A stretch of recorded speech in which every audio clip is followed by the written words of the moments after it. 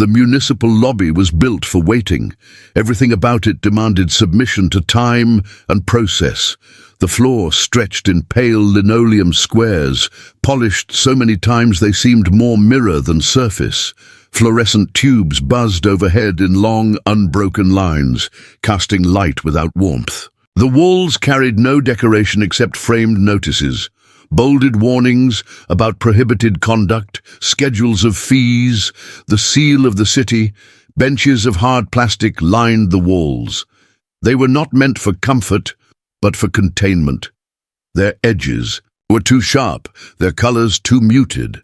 At the far end, behind a pane of reinforced glass, clerks typed without looking up. The steady rhythm of keys was louder than the voices of those who waited. She sat near the center of the room, hands folded neatly over her purse. An elderly black woman dressed with care that morning.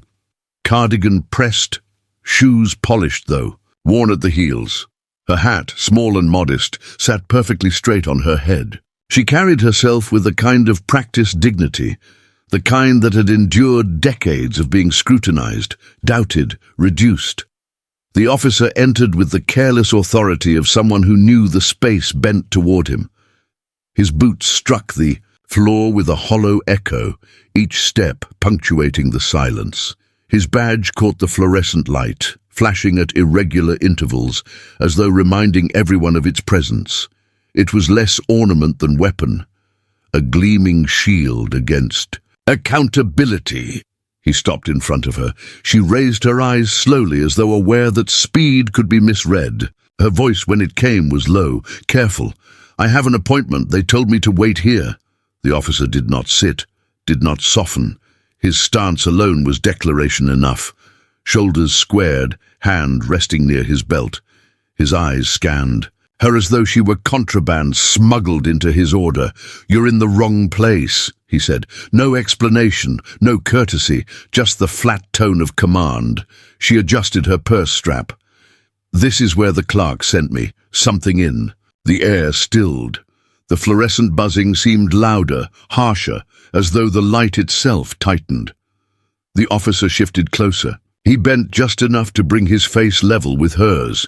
"You don't tell me where you're supposed to be." The words were less instruction than warning. The silence afterward was thick, pulling at the edges of the room, even the clerks behind. The glass slowed their typing, though none lifted their heads. She inhaled, steady, and replied with only 2 words. "I was told." The motion was sudden, not preceded by threat or escalation. His hand moved flat and hard across her cheek. The sound was sharp, echoing off the walls like a crack of wood against stone. Her head turned with the force, her hat tilting but not falling. Then, stillness. The lobby froze. The fluorescent light hummed on, indifferent.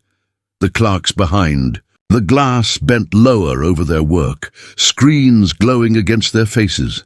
A man at the far bench pretended to shuffle papers in his hands, eyes fixed downward. She did not cry out. Her hand did not rise to her cheek. She sat upright, spine rigid, eyes fixed ahead. The mark of the slap, faint, reddening, bloomed quietly across her skin. Her silence was not compliance, but defiance. She would not grant him the performance of pain. The officer adjusted his belt. His badge gleamed again, catching the overhead light. It shone as if to confirm the hierarchy of the moment. Authority rendered violence legitimate. Silence rendered it invisible. He scanned the room, daring anyone to contradict the narrative already forming. None did. The woman straightened her, hat with the slow, deliberate motion of someone reclaiming order. Her fingers brushed the fabric smooth, pressed it once, then folded again in her lap. That was all. A gesture of control, small but unbroken. The sound of the slap lingered longer than the act. It seemed to replay itself in the mind, louder with each repetition, filling the sterile lobby with its resonance. The humming lights, the clicking keys, the scraping shoes on linoleum, All seemed to orbit around that single violent note. She looked straight ahead, her eyes fixed not on the officer but on the wall beyond him. The framed seal of the city, embossed in gold, hung high above a list of ordinances. Authority claimed permanence there, framed and untouchable, yet her gaze did not waver. The officer stood for a moment longer, waiting for her to speak, to resist, to break. She did none of these. He shifted his weight, muttered something too low to catch, and turned away. His boots struck the floor again, hollow echoes receding into the corridor. The silence that followed was not absence but presence. It pressed against every person in that lobby, forcing them to decide what role they played: witness, accomplice, or participant in erasure. One clerk typed again, forcing normalcy back into the air. A man coughed, too loud, as if to fill the void, but the weight remained. She sat unmoving, hands folded, eyes steady. Her dignity, though struck, had not fractured, yet the act had already rippled outward. The system had recorded it in silence, inverted it in complicity, absorbed it. As routine, the badge still gleamed in the corner of her vision, catching the sterile light as the officer disappeared down the hall. It would gleam again, on another day, against another body. That was its purpose. The room exhaled, but the slap stayed. It stayed in the fluorescent hum, in the linoleum scuff, in the silence that was heavier than sound. It would stay long after. She rose from that bench, long after the officer returned to his post, and when she finally stood, adjusting her purse strap with the same deliberate care as before, the room watched without watching. Dignity walked past them, bruised but intact. The slap was over. The system had only begun. The officer returned with reinforcements. 2 more entered the lobby, younger but already molded by the same posture, backs straight, faces blank, hands resting near belts heavy with metal. They moved in formation, not rushing, not hesitating. Ritual, not reaction. The elderly woman remained seated, hands folded over her purse, as though she had never left the waiting state in which the system preferred her. Her cheek still carried the faint red bloom from the slap, cooling now into a bruise beneath fluorescent light. She did not look at them as they approached. She looked at the floor, at the linoleum that stretched toward the corridor, like a road no one wanted to walk. "Stand up." The voice was clipped, mechanical. It carried no trace of the man himself, only the institution speaking through him. She rose slowly, carefully, her joints protesting with age. The bench creaked as it released her weight. The strap of her purse slid across her arm. She adjusted it into place with a steady hand, a gesture of control in a space designed to strip it away. The officer's hand reached for hers, not in guidance, not in assistance, but to twist it behind her back. The click of the cuffs echoed louder than it should have, sharp metal against frail wrists. The sound was final, sealing her transformation from citizen to subject. Her shoes scuffed the floor as they guided her forward. Each step produced a scrape, faint but persistent, dragging dignity across the linoleum. The sound seemed louder than the hum of the lights, louder than the shuffle of clerks' papers, louder than the muttered instructions exchanged between officers. It was the sound of resistance, quiet but undeniable, recorded in rhythm against the floor. They led her into the corridor. The lobby gave way to a narrow passage lined with grey doors and bulletin boards cluttered with memos. The air grew colder, the light harsher. The space was designed for transit, not humanity. Other officers passed, some carrying folders, others coffee cups. None spoke, none met her eyes. Silence was their uniform. To acknowledge her would be to fracture the illusion of routine. Better to let the scrape of her shoes and the rattle of the cuffs fill the space. The hallway seemed endless, a tunnel of ritual humiliation. Each step, each scuff was drawn out, as though time itself slowed to ensure the lesson was complete. Dignity was not taken in an instant. It was eroded across distance, across silence, across the weight of watching without witnessing. At one intersection, they paused while another officer wheeled a cart of files past. He glanced briefly at her, then at the cuffs, then back to the cart. His lips pressed together, not in protest but in confirmation. This was correct. This was ordinary. This was how the system sustained itself. She inhaled deeply, shoulders rising, just slightly, as though to reclaim air that did not belong to them. The cuffs bit into her skin, metal digging against bone, but her posture remained steady. She would not stoop. The lead officer gestured toward an open door. Inside, a holding room waited, bare walls, a metal bench bolted to the floor, a camera. Watching from the ceiling corner, the space was less a room than a declaration. Here, the system saw you, recorded you, reduced you. They guided her inside.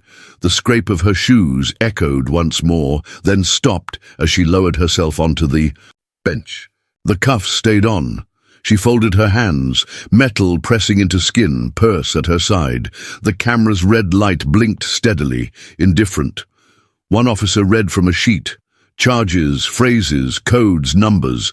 Disorderly conduct, failure to comply, interference with an officer. Words rearranged into accusations, their meaning hollow, but their power heavy. Each syllable landed with the weight of legality, as though recited from scripture. She did not answer. Her silence was not void, but shield. To answer would be to participate in the ritual, to validate its script. She stared at the floor, at the dull scuff marks where countless others had dragged their dignity before her. She was not alone in history. She was only the latest inscription on the corridor's record. The officer finished reading. Papers shuffled, pens scratched. More sounds of bureaucracy, each one another cuff around the body of truth. The door closed. The lock clicked. The scrape of her shoes ceased, replaced by the hum of the fluorescent light above. She sat in stillness, hands folded, eyes lowered. Her silence filled the room more fully than words could. Outside, the corridor continued its rituals. Doors opening, doors closing, radios crackling, keys jangling. A whole system sustaining itself through sound, through silence, through the efficiency of vacancy. But within that locked room, the scrape of her shoes still lingered, faint, rhythmic, insistent. The sound of dignity dragged but not destroyed. The system had secured her body. It had not claimed her silence, not yet. The charge did not begin in the courtroom. It began in paper. A desk stood under fluorescent light, its surface cluttered with forms in stacks of white, yellow, and pink, carbon copies of accusation. The clerks moved with quiet precision, fingers striking keys in rhythm, printers spitting out pages that curled like the tongues of an endless machine. There was no anger here, no shouting, no blood, only process. The first sheet bore her name. It was typed in black ink, stark against the white. Below it came the accusations, chosen from a catalogue of standardized phrases: disorderly conduct, failure to comply, interference with an officer. Words she had not spoken, actions she had not taken, reassembled into categories that fit neatly within the system's architecture. The clattering of keys continued. Each strike translated silence into narrative, narrative into evidence. No one present had witnessed the slap. No one asked her to explain. The words were written in past tense, as though the truth had already been decided, as though the event had unfolded exactly as the document described. A printer whirred, cutting across the room's monotony. The page emerged with mechanical indifference, edges still warm from the rollers. A clerk tore it loose, clipped it to the growing file, and slid it across the desk to be stamped. The stamp was heavy, its handle worn smooth from years of use. The clerk pressed it into ink, then into paper. The sound was blunt, a dull thud that carried finality. The seal bloomed in red across the page, the emblem of the city, permanent now, unimpeachable. Bureaucracy had spoken. The seal was not decoration. It was violence disguised as order. It announced that the narrative was no longer hers, no longer negotiable. The seal turned accusation into fact, silence into guilt. Pages multiplied, carbon sheets peeled apart, duplicates distributed, one for the file, one for the court, one for the officer. Each copy carried the same distortion, replicated like infection. The machine did not make mistakes. It made certainties. Her purse sat in a plastic bin beside the desk, its contents catalogued with the same detachment. Keys, wallet, comb. Each item logged, numbered, stored. Possessions reduced to inventory. Identity reduced to evidence. Through the glass partition, she sat on the bench in the holding room, hands still cuffed, back straight. She could not hear the words being typed, but the rhythm of the machine reached her, a steady hammering of truth rewritten. Each clatter was another sentence laid upon her. A clerk leaned back, stretching.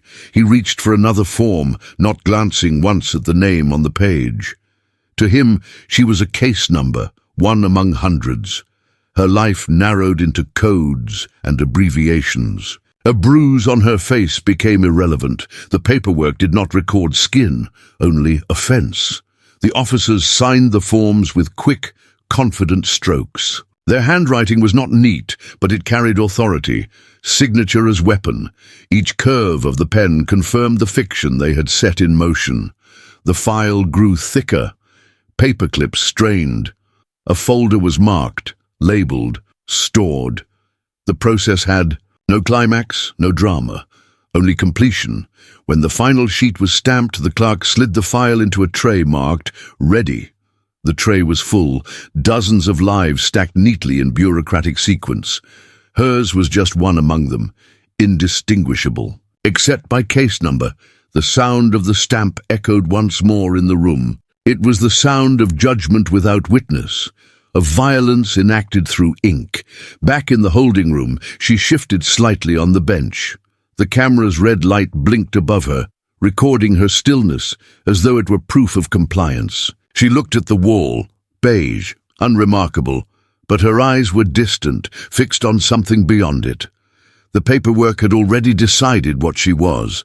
The forms would travel farther than she could, shaping how she would be seen, how she would be spoken of, how she would be judged. The machine had already written her into its story. Her silence remained, but in the world of paper and ink, silence was rewritten as guilt.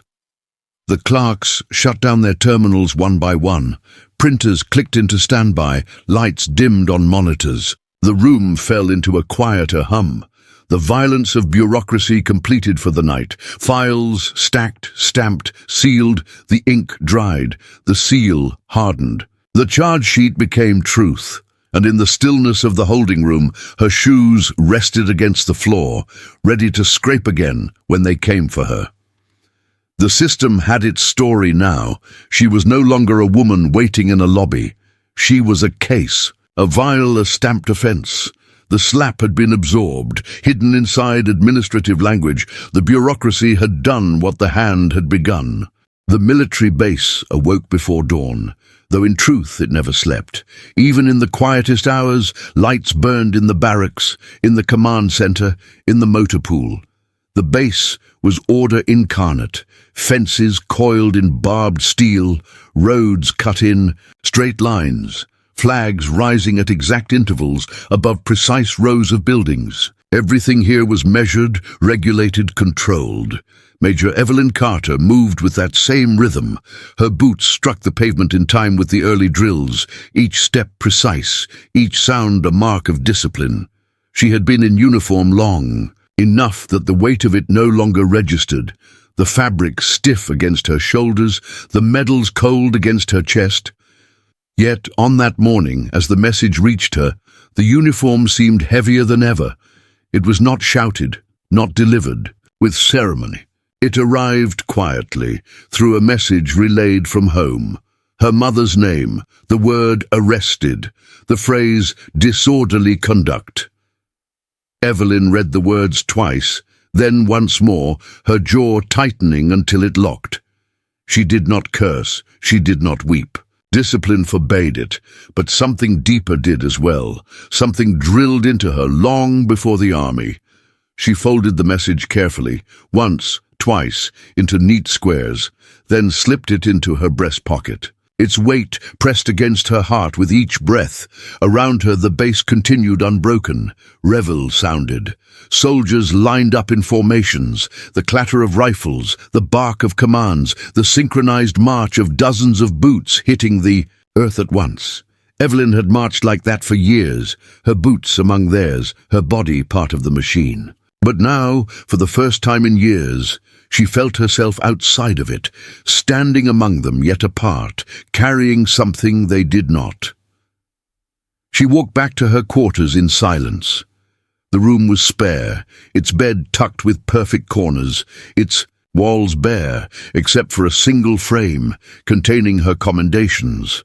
A row of medals glinted faintly in the weak morning light filtering through the blinds. They were symbols of survival, of service, of sacrifice. They were also contradictions, proof of a nation she had defended, proof of a nation that had struck her mother. She unpinned them one by one, laying them carefully into a small box. The ribbons, once bright, looked muted in the dimness. Her hands lingered over them, not in sentiment but in restraint. Then she closed the lid and set it at the bottom of her duffel.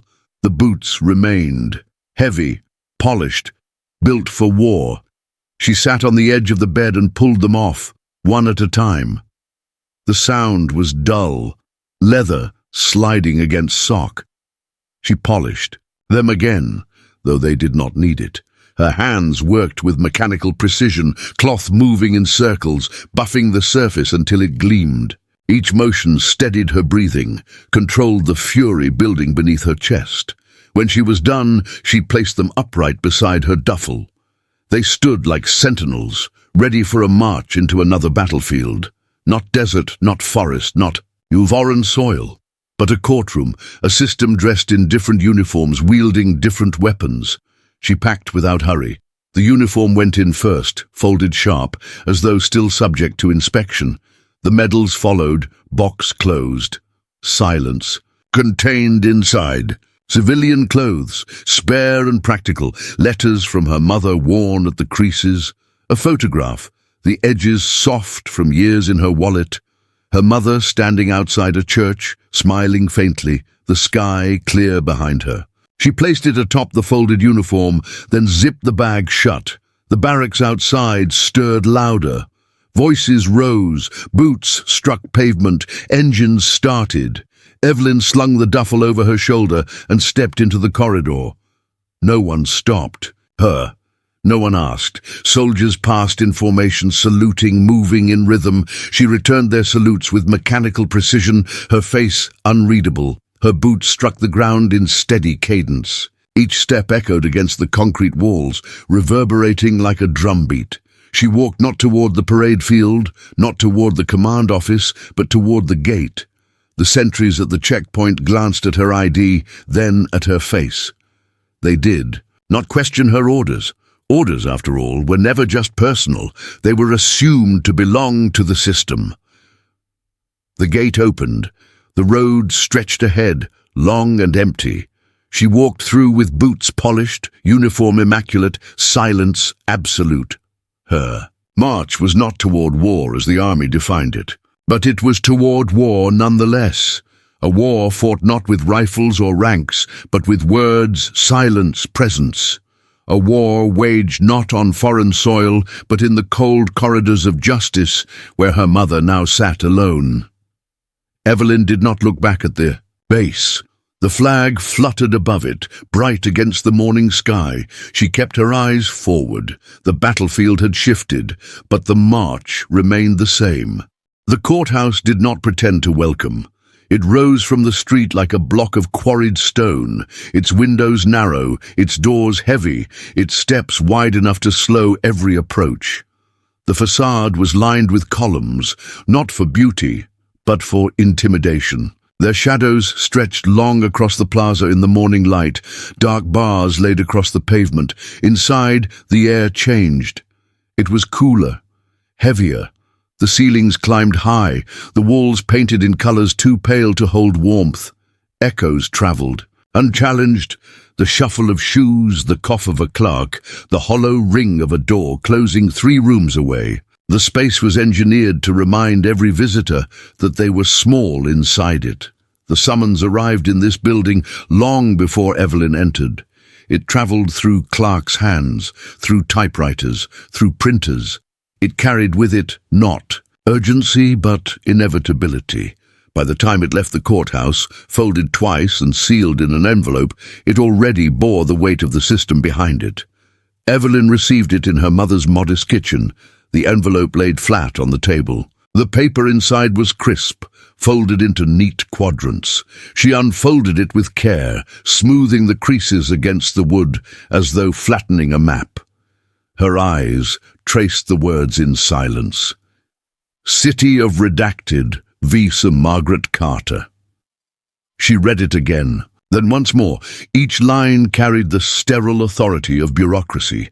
You are hereby ordered to appear. Dates, times, case numbers, charges. No mention of the slap, no mention of the bruise still fading on her mother's face. Only the system's version, recited in language so cold it might as well have been carved in stone.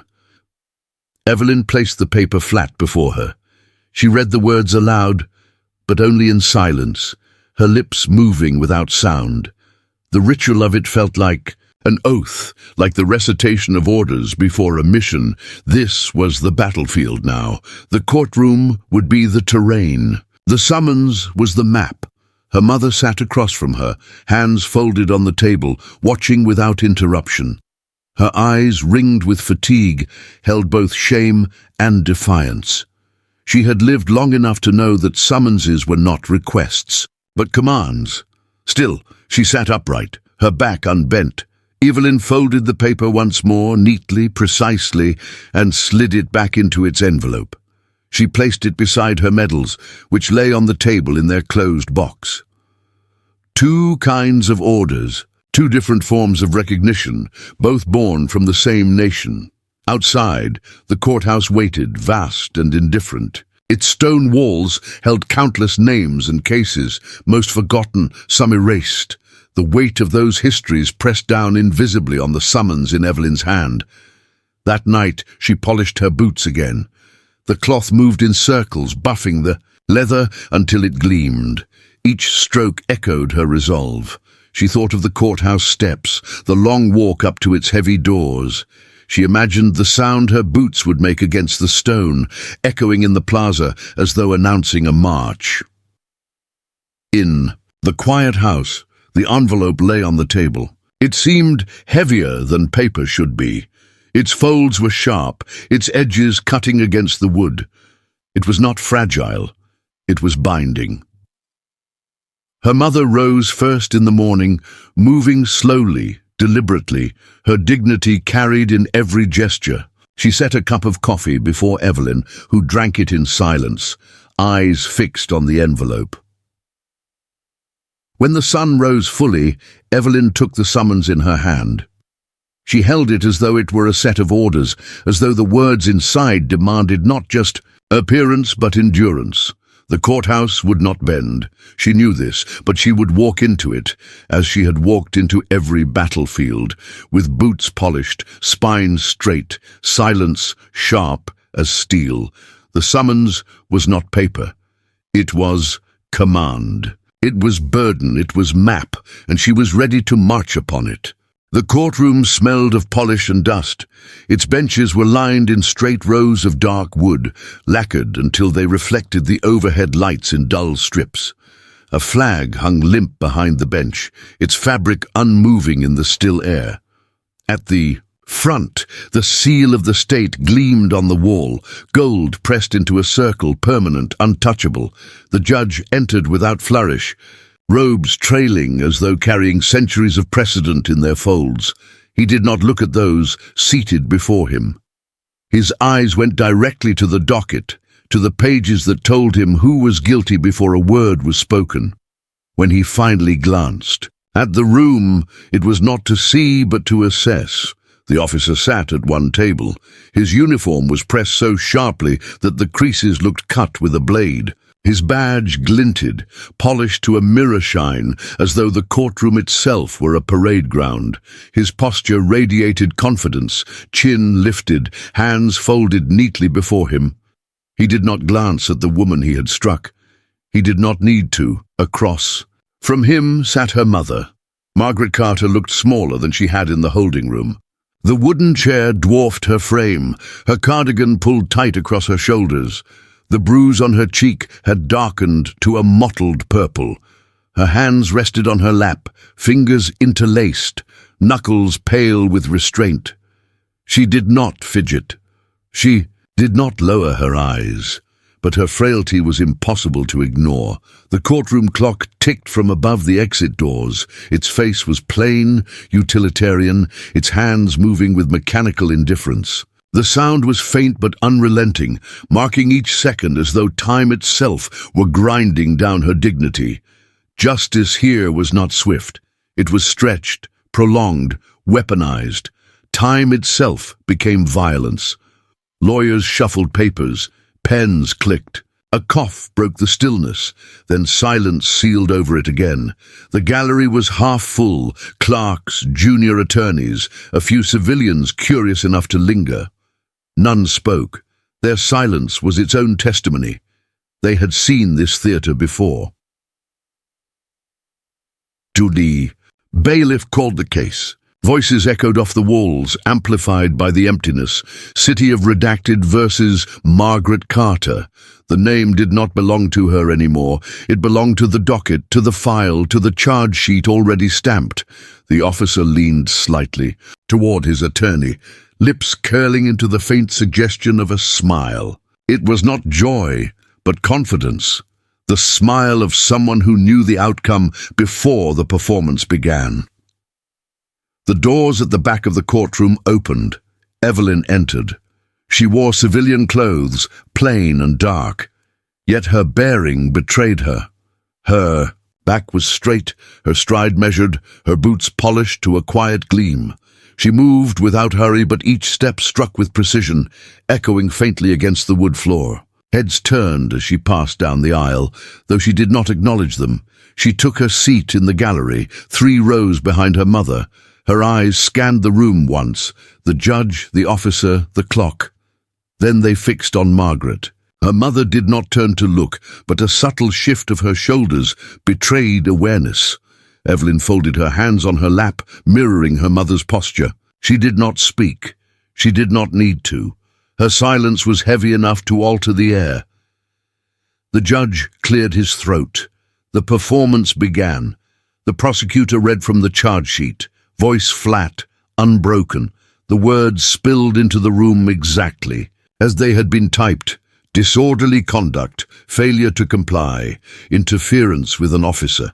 Each phrase landed like a stone, stacking higher, walling off truth behind language.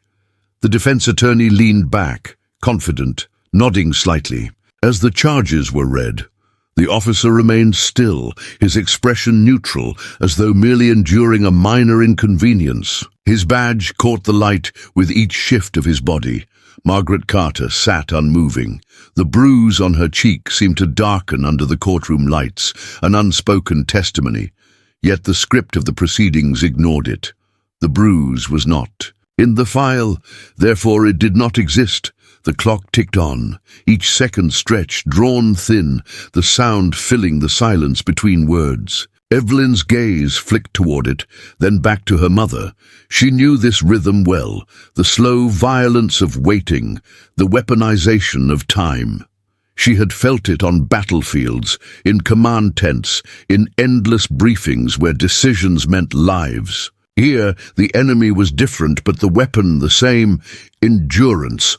When the prosecutor finished, the judge leaned forward, lips pressed in thought, though his eyes revealed nothing. He nodded once, then looked to the defense. The attorney rose, smoothing his jacket, his voice polished and calm. He spoke of compliance, of officer safety, of maintaining order. His words framed the officer not as aggressor, but as guardian, his violence reimagined as necessity. Evelyn's jaw tightened.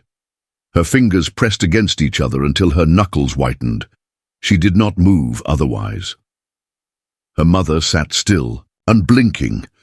The officer allowed his eyes to travel briefly across the gallery. They landed on Evelyn, paused for the length of a breath, then moved on. He recognized something there, but dismissed it. She was only a spectator, silent, unacknowledged. The clock struck the hour with a dull chime. It was not celebratory, it was not solemn, it was only mechanical, time advancing regardless of justice, regardless of truth. The judge leaned back, expression unreadable, and the proceedings moved forward. Questions, answers, objections, sustained, overruled. It was a performance rehearsed countless times before. Through it all, Margaret Carter remained seated, frail, yet steady. Evelyn watched, her silence coiled like wire, her presence unspoken. But undeniable, the theatre of injustice played on, and the clock ticked, marking every second of her mother's endurance. The Bible was placed before him with care, as though the weight of it mattered. Its cover was worn, its spine creased from years of being handled in the same ritual. The bailiff gestured. The officer extended his hand, fingers broad and steady, and laid it flat on the leather. The moment should have carried gravity. Instead, it felt hollow, like a stage direction in a play long performed. He swore the oath without hesitation. His voice was even, firm, without tremor. The words passed his lips like muscle memory. They did not bind him. They released him. He took his seat at the witness stand. His posture was perfect, the kind drilled into recruits and sustained by decades of expectation, shoulders squared, chin slightly raised, eyes forward. He sat, not as a man defending himself, but as an institution presenting itself for review. The defense attorney asked the first question. The officer's voice filled the courtroom, steady, rehearsed. He described the lobby not as it was, but as the institution required it to be, a place threatened by disorder, disrupted by non-compliance. He painted himself as patient, reasonable, constrained. She refused multiple lawful instructions, he said, his tone flat, professional. At that point, her conduct created a disturbance.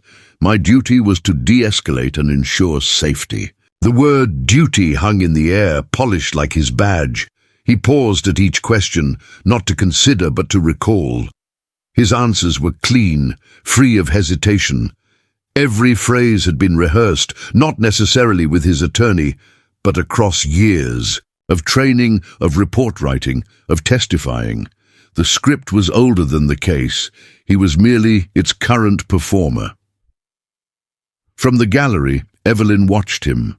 Her eyes did not move from his face, her silence sharper than any objection. She measured his breathing, the rhythm of his words, the way he leaned slightly toward the microphone when delivering his most polished sentences.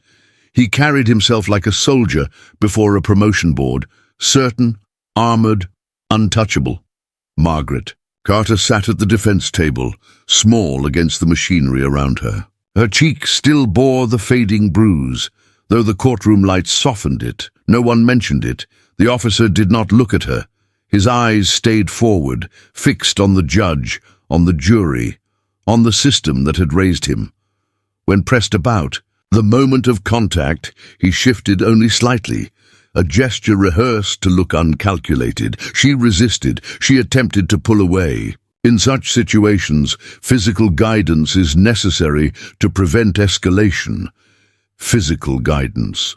The phrase slid into the record, erasing the sound of the slap, the bruise on the cheek, the silence of the lobby.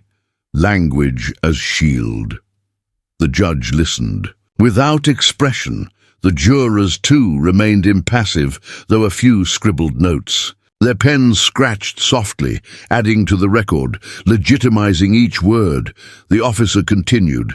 His sentences were clipped, authoritative. He spoke of safety protocols, maintaining order, departmental policy. Each phrase wrapped him in layers of protection, the institution insulating him with its vocabulary. He was not one man who had struck an old woman. He was the embodiment of order itself, narrating the system's necessity. The defense attorney nodded at intervals, punctuating his client's testimony with subtle affirmations. Together, they constructed not just a defense, but a narrative of righteousness. Evelyn leaned forward slightly, her hands folded, her boots flat against the floor. Her silence pressed against him. She did not blink often. She did not shift. She watched as she had watched countless briefings, analyzing posture, measuring tone, registering the gaps between word and truth. She knew performance when she saw it. She had given such performances herself, though hers had been in service of command, not concealment. The officer's hand, the same one that had sworn on the Bible, rested casually now on the wooden rail of the stand. His fingers drummed once, then stilled. The oath was behind him, irrelevant. The performance was underway, and he played his part flawlessly. "Did you at any time intend to cause harm to the defendant?" the attorney asked. "No," the officer said. His tone was ironclad, his gaze unwavering. "My intent was to maintain safety for all present." The answer landed like a gavel. Intent in this theater mattered more than act. Margaret's hands tightened in her lap. Evelyn's jaw clenched. The silence between them was not empty, it was resistance. The courtroom clock ticked overhead, indifferent. Time moved forward, dragging truth with it. The officer continued his testimony, a steady rhythm of denial wrapped in policy. His voice never wavered.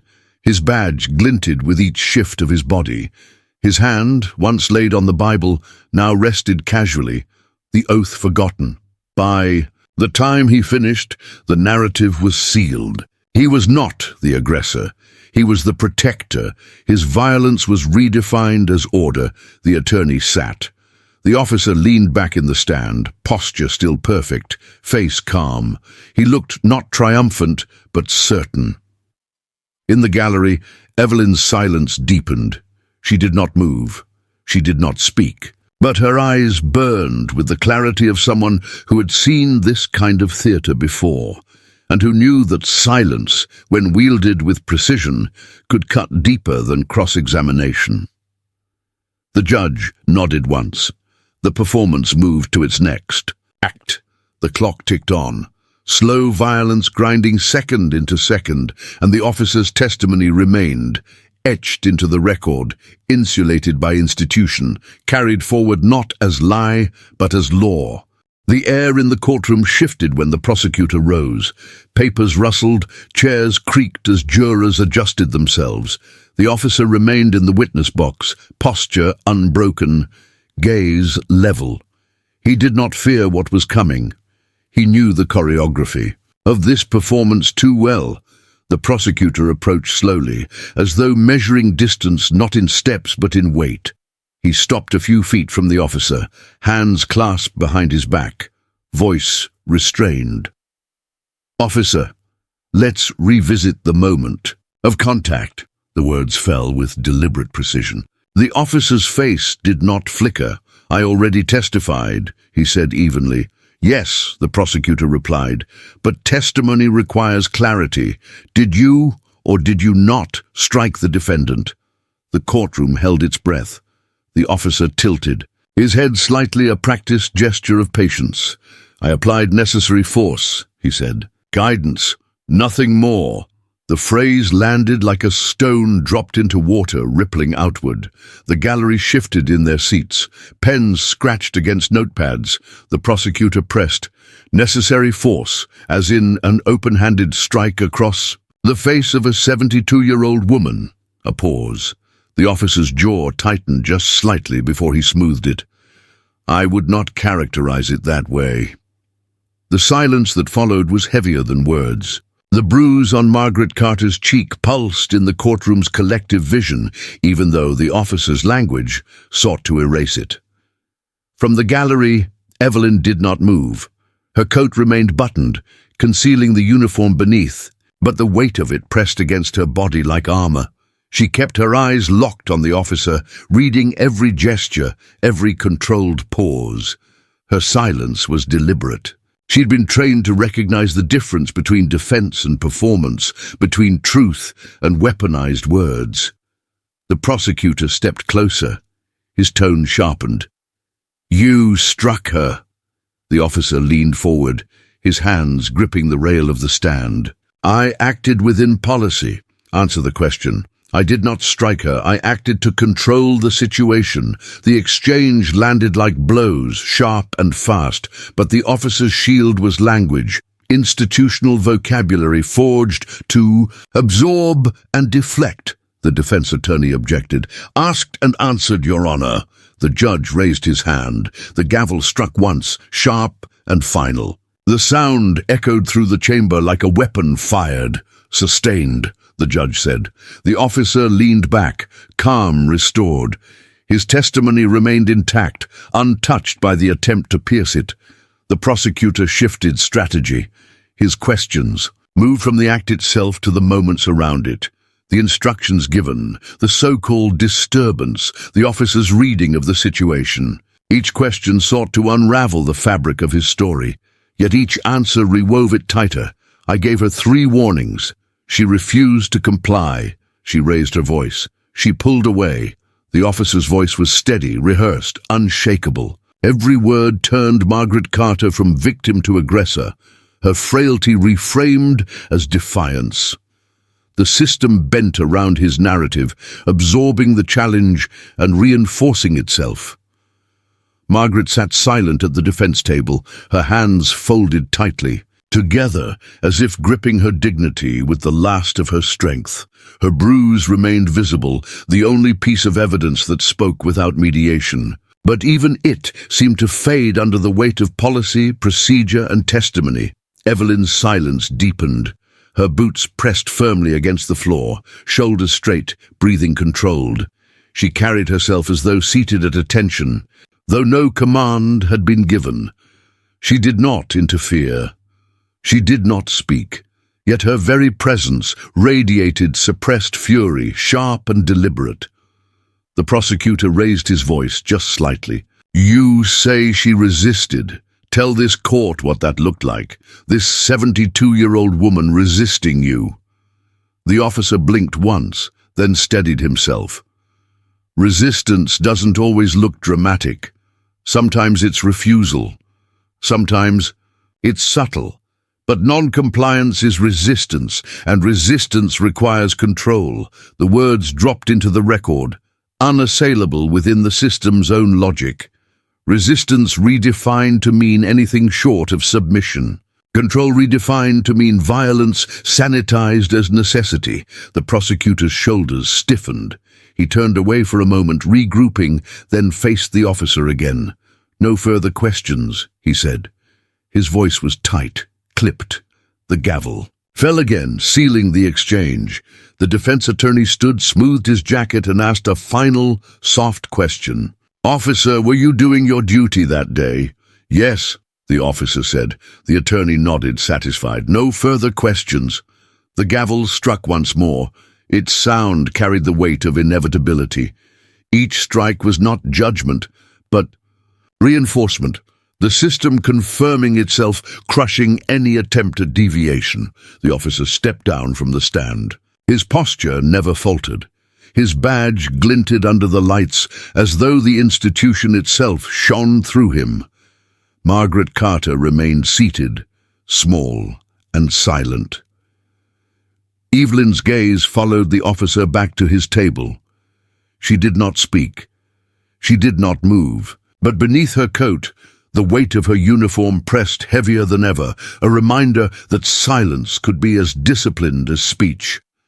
The gavel struck again, calling the court to order for the next witness. The sound echoed like a weapon, sealing the officer's testimony, hammering it into permanence. And in that chamber, under fluorescent lights and in different time, the system bent itself, not toward justice, but toward preservation. When Evelyn stood, The air in the courtroom changed. It was not a sudden sound, not a gasp or a murmur, but a shift of weight, a tightening of silence. Even the clock seemed to hesitate. She moved with precision, her coat sliding from her shoulders. As she rose, beneath it the dark green of her dress uniform caught the fluorescent light. The ribbons on her chest glinted in neat rows. Campaigns, commendations, sacrifices, each one was an unspoken testimony, each one was proof. The room stilled. The officer, who until now had worn his confidence like armor, leaned forward, eyes narrowing. His badge, polished to its perfect shine, suddenly seemed smaller, less commanding beside the gleam of her medals. Evelyn did not glance at him. She stepped into the aisle, boots striking the floor in measured cadence. The sound echoed, clean and sharp, cutting through the heavy quiet. She did not hurry. She advanced with the certainty of someone who had walked battlefields, who had carried orders through fire and loss. When she reached the front, she turned toward the bench. She did not bow her head. She did not plead. She stood at attention, spine unbending, eyes forward. "Your Honor," she said. Her voice was even, controlled, carrying not force, but clarity. "Permission to speak." The judge hesitated. It was not customary. The silence deepened, pressing against him. At last he nodded once. "You may proceed." Evelyn faced the room, her posture unbroken. She did not shout. She did not waver. Her voice carried with the weight of restrained command. "I am Captain Evelyn Carter of the United States Army. I have served 3 tours overseas. I have commanded soldiers in combat. I have upheld the Constitution of this country in uniform. For over a decade." The words landed like strikes, not of anger, but of fact. She let them hang in the air before she continued. "And I stand here because my mother, Margaret Carter, a 72-year-old woman, was struck in the face by a sworn officer of the law in the lobby of her own city's precinct. She did not resist. She did not threaten. She did not endanger anyone. She was assaulted, and now she is charged." The officer shifted at his table, his jaw tight. The defense attorney leaned back, expression unreadable. Evelyn's gaze swept the room, passing briefly over the jurors, over the clerk, over the spectators. She did not linger on any of them. Her focus remained steady, like a soldier addressing a formation. "You have heard testimony. You have heard policy. You have heard words designed to turn an act of violence into a matter of procedure. But I have lived in systems that demand obedience. I have seen what it costs to confuse authority with justice. And I will tell you plainly, what happened in that lobby was not order. It was not safety. It was not duty. It was violence. Against an old woman. Against my mother. Her voice did not rise. It did not need to. The silence around her gave every word its edge. The judge leaned back slightly, his hands folded, his expression guarded. The gavel rested before him like a weapon yet to be drawn. Evelyn's eyes flicked once toward the officer. His face was impassive, but his posture betrayed tension. The faintest shift of shoulders, the tightening of his grip on the edge of the table. She turned back to the bench. "Your Honor, I have worn this uniform in deserts and mountains. I have carried brothers and sisters home under flags, and I have told myself each time that their sacrifices meant something, that they were for a country that believed in dignity, in justice, in truth. If this courtroom cannot see what was done to my mother for what it is, then what exactly have we been defending?" The question hung in the chamber, heavier than any testimony. No one spoke. The silence was thick, layered with discomfort, shame, and suppressed recognition. Even the officer did not break it. His practiced composure could not answer the weight of her words. Evelyn inhaled once, steady, then added, "That is all." She saluted the bench, sharp and precise. The gesture was not required. It was not meant for protocol. It was meant as a reminder. She had given her oath, and unlike the hand laid casually on a Bible, hers had been lived, borne, and honored. She turned, her boots striking the floor again with measured force. She returned to her seat in the gallery, the medals on her chest catching the light with each step. She did not look at the officer. She did not need to. Her silence after speaking was sharper than any further argument. The judge cleared his throat. His hand moved toward the gavel. It struck once, hard. The sound echoed like a blow, sealing her words into the record, though the system itself remained. Unmoved, the clock ticked on. Time, indifferent as ever, resumed its slow violence. But the silence she left behind was not compliance. It was a wound, and in the chamber of ritual and procedure, it cut deeper than anyone had expected. The bailiff called her name, and the room stirred with the subtle discomfort of witnessing fragility ascend the witness stand. Margaret Carter rose slowly, gripping the edge of the table for balance. Her cardigan shifted at her shoulders as she stood, and her shoes scuffed against the courtroom floor, the same sound that had marked her humiliation in the precinct's corridor. The officer did not look at her. His gaze fixed forward, posture unchanged, badge gleaming under the fluorescent lights. Evelyn's eyes never left her mother. Her hands rested on her knees, steady, though her chest tightened as she watched each careful step. Margaret reached the witness stand. The bailiff guided her gently, but she waved off the assistants with a faint gesture. Her hands, lined and wrinkled, found the wood of the railing. They trembled slightly, but when placed flat against the surface, they steadied. The Bible was presented to her. She laid her hand upon it. Her skin looked paper-thin, but her voice, though soft, carried clearly. "I swear to tell the truth." She sat. For a moment the room seemed too large around her. The bench loomed, the seal glinted, the jurors' faces floated in rows. But her hands remained fixed on the rail, anchors against the machinery surrounding her. The prosecutor began gently.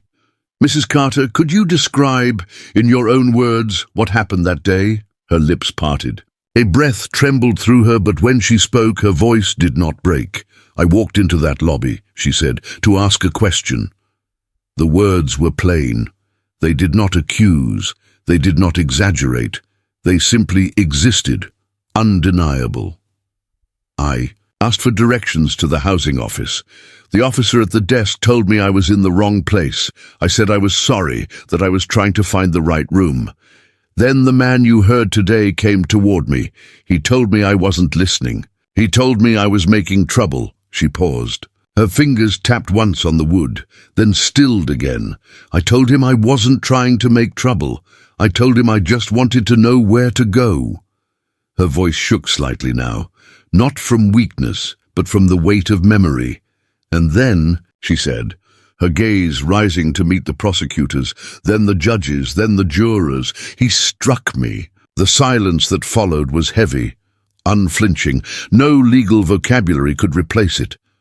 Her hands remained steady on the rail. "I did not resist. I did not raise my voice. I am 72 years old. My bones ache when I wake in the morning. I don't move fast. I don't fight." The tremor in her voice settled, replaced by something quieter but stronger, the tone of defiance born of survival. "I have lived through more than this," she continued. "I have walked past men spitting at my feet. I've been told I did not belong in schools, in offices, in neighborhoods. I have buried people I loved before their time, and still I carried myself with dignity. That slap, it did not take that from me." Evelyn's throat tightened. Her mother's voice was thin, but it filled the chamber with something unshakable. Margaret lifted her hands slightly, then placed them back down. Wrinkled, lined, unadorned by rings, they were steady. "Now, I survived that moment not because I'm strong in body," she said, "but because I have learned to survive worse. I will not let one man's hand or one system's papers strip me of my humanity." Her eyes flicked for the first time toward the officer. He shifted in his seat, his jaw tight, his uniform still immaculate. She did not glare. She did not tremble. She simply looked at him, then turned her gaze back to the bench. "I am not here to beg," she said softly. "I am here to tell the truth. What was done to me was wrong, and you all know it." The words hung in the air. They were not shouted. They were not embellished. They cut because they were simple, undeniable. The prosecutor nodded, his throat tight. "No further questions." The defense attorney hesitated before standing. He approached the stand with rehearsed caution, his tone softened to mask calculation. "Mrs. Carter," he began, "you say you did not raise your voice. But is it possible in the moment you may have seemed upset to the officer?" Her hands pressed against the rail. They did not tremble. "I was upset," she said, voice steady. "Upset at being lost. Upset at being treated as a problem when I was only asking a question. But upset is not a crime, and upset is not resistance." The defense attorney blinked. He tried again. "Do you recall refusing instructions to leave the lobby?" Margaret shook her head slowly. "I recall asking for help. I recall standing still when he told me to move. I recall not understanding why I was being spoken to as if I were dangerous." Her voice did not rise, but each word stripped his question of force. "No further questions," the attorney said, his tone clipped. The judge leaned forward, his face unreadable. The gavel struck once, a dull echo in the still chamber. Margaret. Carter remained seated for a moment longer, her hands resting on the rail. They looked fragile, but they were unmoved, steady as stone. Then she rose slowly, her shoes scuffing once more against the floor. She descended from the stand, returning to her seat with deliberate steps. Each one was soft defiance, each one a refusal to break. Evelyn's eyes followed her, unblinking, the weight of pride pressing against her chest. The courtroom exhaled. The silence she left behind was not emptiness but presence. Her voice, trembled yet unbroken, lingered in the wood, the light, the air itself. And as the clock ticked on, indifferent, her testimony remained, not as performance, not as procedure, but as unshakable humanity carved into the record. The courtroom had grown heavier with each passing hour, as though the walls themselves absorbed the weight of testimony and exhaled nothing back. The air was stale, tinged with polish and the faint scent of paper left too long under fluorescent. Lights, the seal of the state, gleamed from the wall behind the judge, its permanence unshaken. And above his bench, carved into the wood and stone, the scales of justice hung in relief, symmetrical, balanced, decorative. They did not tilt. They did not weigh. They were a symbol only, not a truth lived within these walls. The officer sat with his attorney, shoulders squared, uniform uncreased. His badge reflected the overhead light in precise intervals whenever he moved. His confidence had not cracked. If anything, it had hardened. He believed in the institution's instinct to protect its own. His testimony had been delivered, his narrative filed, his defense complete. The performance had gone exactly as rehearsed. Margaret Carter sat quietly, hands folded in her lap. The bruise on her face had faded to a softer shadow, but it remained, stubborn against the passing of days. Her shoes rested flat on the courtroom floor, the scuffed soles pointed toward the gallery. Her silence was not resignation, but endurance. And Evelyn watched. Her eyes did not wander. She fixed them on the judge, reading each small movement, the set of his jaw, the adjustments of his hands on the bench, the slow flicker of his eyes across the courtroom. She had watched commanders like this before, weighing decisions that determined lives. She knew that behind the stillness was calculation, and she knew that calculation could betray justice if left unchallenged. The prosecutor rose first for closing arguments. His voice was calm, but edged with urgency, each word delivered as though chiseling against stone. "Ladies and gentlemen, you have heard testimony," he began. You have seen the bruise on Mrs. Carter's face. You have heard her words. You have heard her daughters, and you have heard the officers. Now you must ask yourselves which of these accounts carries the ring of truth. He paced slowly, his footsteps soft against the floor, his hand brushing the edge of the jury box. A 72-year-old woman walked into a precinct lobby to ask a question. She left in handcuffs, her face marked by violence. The officer insists this was necessary, that it was order, but words cannot erase what we all know, that violence was not order, it was not safety, it was not duty. It was a slap against dignity itself. The prosecutor's voice rose only slightly. Not a shout, but a deliberate sharpening. This case is not about policy. It is not about procedure. It is about whether we will permit an officer's badge to serve as a shield against accountability. If we say yes, then we have told every citizen that dignity can be stripped away with impunity. If we say no, then we affirm that justice still has meaning within these walls. He stopped, let the silence hold, then nodded. I ask you to say no. He sat. The sound of his chair echoed faintly, swallowed quickly by the heavy air. The defense. Attorney rose. His suit was immaculate, his movement smooth, his voice low but resonant. He projected calm, reason, inevitability. Ladies and gentlemen, he said, this is not a case about bruises or emotions. It is a case about order. It is about the duty of officers sworn to protect us all. My client acted within policy, within training, within reason. He was faced with non-compliance, and he acted to prevent escalation. That is his duty. That is his burden. That is the responsibility we place upon him. He turned slightly toward the officer, then back to the jury. If every act of restraint is painted as violence, if every lawful instruction becomes negotiable, then the very fabric of safety unravels. My client acted not out of malice, but necessity. You must see this not through emotion, but through reason, through law, through precedent. The word precedent echoed, bouncing off the chamber walls, as though the room itself leaned toward it. He concluded with a simple sentence, his voice flat but firm. To convict this officer is to convict order itself. He sat, smooth, unhurried. The gavel struck once, the judge's hand descending with force. The sound reverberated, a weapon disguised as ritual. The jury was excused to deliberate. The benches creaked as they rose, the shuffle of their footsteps fading down the corridor. The courtroom remained still, suspended in anticipation.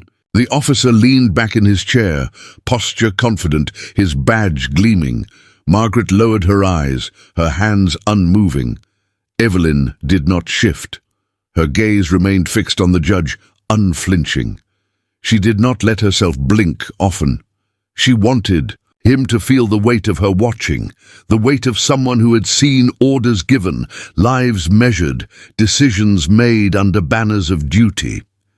She wanted him to know she would remember whatever choice he allowed this system to make. The courtroom. Clock ticked on. Each second pressed against the silence like a drumbeat muffled under stone. The scales of justice loomed above the bench, balanced forever in their carving, untouched by the truths spoken below. They were an emblem, not a promise. The verdict had not yet come, but already the room leaned heavy with precedent, tilting toward preservation of order over justice. Breathless anticipation filled the chamber, not hope, not despair, but the unbearable stillness before judgment. And Evelyn watched, eyes steady, waiting to see whether justice would remain only carved above the bench or dared, even for a moment, to live within it. The courtroom filled again with bodies, the shuffle of shoes on stone, the clearing of throats, the muted rustle of paper. The air was thicker than before, as though the walls themselves had absorbed the strain of deliberation. Every sound carried. Too far, echoing in the cavernous space, the judge entered last. His robe flowed behind him, black against pale walls. He did not look left or right, only forward, up to the bench. He ascended as though climbing a platform of ritual, the gravity of his steps muted, but undeniable. Once seated, he adjusted his glasses with mechanical precision, set his hands flat on the bench, and nodded toward the returning jury. The officer sat upright, shoulders locked, his jaw clenched, but his lips curved faintly at the edges. His uniform was as uncreased as it had been on the first day. His badge glinted in the light, a mirror of the institution that had carried him this far, polished, untarnished. Margaret Carter sat still, her hands folded in her lap, her shoes flat on the floor. Her back was straight, but not rigid. She did not tremble. Her eyes did not dart. She looked ahead, steady, as though prepared for both outcomes. Evelyn sat behind her mother, the envelope of the summons folded neatly in her pocket, the box of medals waiting at home. She leaned forward slightly, her chin level, her gaze fixed on the judge. Her jaw was set, muscles taut beneath the skin. She had not moved since entering the room. The clerk's voice broke the silence. "Has the jury reached a verdict?" A single word. "Yes." The paper was passed. The judge unfolded it. His eyes scanned the lines, expression unchanged. He cleared his throat softly, then spoke. "In the matter of City of Redacted versus Margaret Carter, regarding the charges of disorderly conduct and resisting arrest," a pause. "The jury finds the defendant guilty on the charge of disorderly conduct, on the charge of resisting arrest not guilty." The words landed without flourish, without rise or fall. They fell flat, like stones dropped into a well too deep for echo. Margaret closed her eyes for the briefest moment. When she opened them, they were steady, unbroken. Her dignity remained intact. Evelyn's jaw tightened further, a muscle in her, cheek twitching once, then stilling. She did not look at the officer. She did not look at the jury. Her gaze stayed locked on the judge, unblinking. The officer exhaled, not relief, not triumph, but something between. He adjusted his cuff, straightened his tie. The faint curve at his lips remained. He had not been condemned. He had not been cleared. He had been preserved, held by the institution that had trained him, uniform unruffled. The judge continued, voice flat. "Sentencing will be determined at a later date. This court is adjourned." The gavel struck once, sharp, final. And then silence, not applause, not outrage, not even the murmur of voices rising at once. The room seemed stunned into stillness. The verdict was neither victory nor defeat. It was a compromise carved to protect the walls themselves. It satisfied nothing, resolved nothing. It left a bruise in the air, unacknowledged, yet unhealed. Margaret rose slowly, steadying herself with the edge of the bench. Her shoes scuffed. Softly against the floor, the sound of a long life's dignity carried step by step. She did not look at the officer. She did not bow her head. She walked as though the verdict had touched her body, but not her soul. Evelyn rose behind her, silent, controlled. She placed one hand gently on her mother's back, guiding her toward the aisle. Her other hand curled into a fist at her side, knuckles blanching, but she said nothing. The officer remained seated for a moment longer, then stood with his attorney. He adjusted his badge, ran a hand over his hair, and walked out with measured steps. His stride was neither hurried nor hesitant. He carried himself as one who knew the system still belonged to him. The jury filed out, their faces expressionless, their eyes avoiding the gallery. They moved quickly, as though eager to leave the weight of their decision behind them. The judge disappeared through the side door, his robe vanishing into shadow, leaving only the engraved scales above the bench. Decorative, unchanging, untouched. By the verdict delivered beneath them, the silence remained. It clung to the walls, to the benches, to the air itself. It was the silence of absence. Absence of closure, absence of justice, absence of resolution. Margaret and Evelyn walked out. Together, the daughter's hand still steady on the mother's back. Their footsteps echoed through the corridor, each step swallowed quickly by the institutional halls. The building stood unchanged, vast, indifferent, its stone absorbing their exit as it had absorbed their entrance. The verdict was just another file, another entry, another echo in its chambers. Outside, the sunlight was no brighter. The plaza stretched ahead, wide and grey. The courthouse loomed behind them, unbending, unbroken. The system had spoken. It had not cleared, it had not condemned, it had preserved itself, and in the silence that followed, the true verdict hung unspoken, hollow, unresolved, heavy as stone. The hallway outside the courtroom was long and lined with stone, its ceiling too high for comfort, its fluorescent lights buzzing with faint, uneven hums. It was a corridor built not for gathering but for dispersal, designed to move bodies along. Like documents in a file system, the echoes of footsteps overlapped, some brisk, some hesitant, each carrying its own weight. People spilled from the courtroom doors in clusters. They did not speak loudly. They spoke in whispers, leaning close, their words swallowed quickly by the corridor's cavernous acoustics. Some avoided words altogether, letting glances serve as conversation. Eyes darted, then dropped. Others fixed. Their gaze on the floor tiles, eager to reach the elevators. To escape the residue of judgment, the officer emerged first. His gait was controlled, shoulders squared, chin lifted. His attorney walked half a step behind him, carrying a leather briefcase as if it were a shield. The officer's badge gleamed from his chest, polished metal catching the hallway light. People made space for him without being asked. He did not slow. He did not look around. His exit carried entitlement, the quiet assurance of one who had tested the system and found it pliable. A few nodded as he passed. Some did not meet his eyes. None obstructed him. His badge was enough. Moments later, Margaret Carter stepped into the hallway, her daughter just behind her. The contrast was stark. Margaret moved slowly, her hand brushing the wall for balance. She carried no badge, no shield, no emblem of belonging. Only her shoes, scuffed against the linoleum, marked her passage.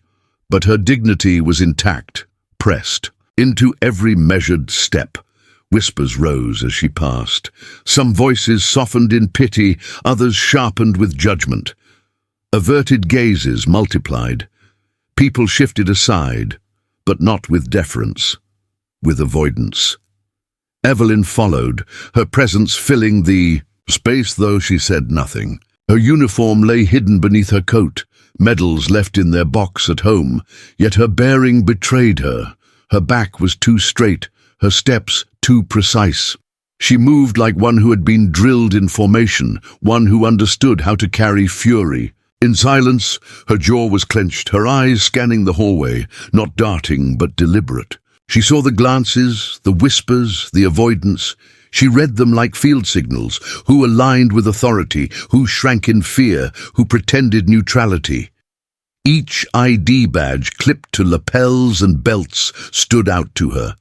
Laminated cards granting entry, defining who belonged, who observed, who passed through only under scrutiny. They swung lightly with movement, catching the fluorescent glare, reminders of a hierarchy built into the very clothing. The officer's badge, polished metal, had power. The laminated IDs of clerks and staff carried legitimacy. Her mother carried nothing but her name, her years, her skin. And Evelyn, though she held credentials that demanded respect in another institution, concealed them under her coat, foreign here. She walked with her mother through the corridor of whispers. She said nothing, but her silence was taut, straining against the walls. Fury pressed through her restraint, not in motion, but in stillness. Every glance away, every averted eye, every badge swinging lightly against a chest, felt like confirmation. The system exposed itself not in verdict alone, but in aftermath, in how bodies moved and voices lowered once judgment was spoken. They passed the officer again, now paused at the elevator. He stood with his attorney, posture relaxed, almost casual. His hand brushed the badge at his chest, a habitual gesture, fingers grazing the metal as if reassured by its presence. The doors opened, people stepped out, and he entered without hurry. The attorney followed. The doors closed, the polished metal panels swallowing them whole. Margaret did not turn her head. Evelyn did. For 1 second, she watched the reflection of the officer's badge vanish behind the closing doors. Her jaw tightened further. The hallway thinned. Clerks moved back into offices, lawyers dispersed into stairwells and elevators, bystanders trickled away. Silence reclaimed the corridor, broken only by the faint buzz of lights and the scuff of Margaret's shoes against the floor. At the far end, sunlight bled through glass doors, spilling onto the tiles. Margaret moved toward it, step by step, Evelyn just behind her, steadying when needed, but never rushing. The ID badges clipped to others swung and disappeared into doorways, into elevators, into rooms marked authorized personnel only. Mother and daughter carried no such markers here. Their belonging was not granted by plastic cards or metal pins. It was carried in dignity, in endurance, in silent defiance that refused erasure. The verdict had spoken in ambiguity. The hallway spoke in truth, and in that truth the system revealed itself, not broken, not impartial, but whole and intact in its hierarchy, its badges gleaming, its silence complicit. Evelyn felt it in every muscle, every step. This was not aftermath. This was the system continuing itself, corridor by corridor, badge by badge, silence by silence. They reached the glass doors. The light struck their faces. The courthouse loomed behind them, and they walked on. The courthouse steps had become a theater. The building itself loomed above, indifferent, its columns casting sharp shadows across the plaza. Below, the crowd gathered, reporters, photographers, onlookers. The air buzzed with anticipation, restless energy compressed into a narrow space between stone and sky. Microphones jutted forward like bayonets, black metal tipped with foam. Cameras clicked and flashed, each burst of light a sudden assault. Wires snaked across the steps, tangled underfoot, connecting equipment to vans idling at the curb. Voices rose, not as questions, but as demands. Mrs. Carter, do you believe justice was served today? Captain Carter, how do you respond to the verdict? Was the officer protected by his badge? Each voice came sharp, overlapping, urgent. They did not wait for answers. They competed, a barrage of words hurled as if volume could force truth. Margaret Carter stood at the base of the steps, steadying herself against the stone railing. The flashbulbs caught her face, the lines of her years illuminated in cruel rhythm. She did not flinch, though the light was harsh. She did not answer. Her silence was deliberate, her dignity intact. Evelyn moved to her side, her coat drawn close, concealing the uniform beneath. Her posture betrayed it nonetheless. Straight spine, level chin, controlled breath. She raised one hand, palm outward, cutting through the barrage with a single gesture. The reporters pressed forward, microphones thrust closer, lenses adjusting. She spoke without raising her voice. My mother stood in a public building and was struck by the hand of authority. The crowd stilled. She was charged, humiliated, processed as though her dignity could be erased by paperwork. The verdict you heard today does not erase what happened. It does not repair what was broken. It does not restore what was taken. The microphones leaned closer as if drawn by gravity. This is not about one officer. It is not about one bruise. It is about a system that bends to protect itself while asking the vulnerable to endure its weight in silence. A flash erupted, then another, as though her words were signals to fire. Evelyn did not flinch. Her voice remained steady, stripped of anger, sharpened into clarity. I have worn this nation's uniform in combat. I have saluted its flag. I have followed its orders. And I tell you now, justice must not be performance. It must not be A stage where truth is rehearsed and dignity is treated as disposable. It must live in practice, or it does not live at all. The questions surged again, louder, sharper. Do you blame the judge? Do you plan to appeal? Do you think race played a role?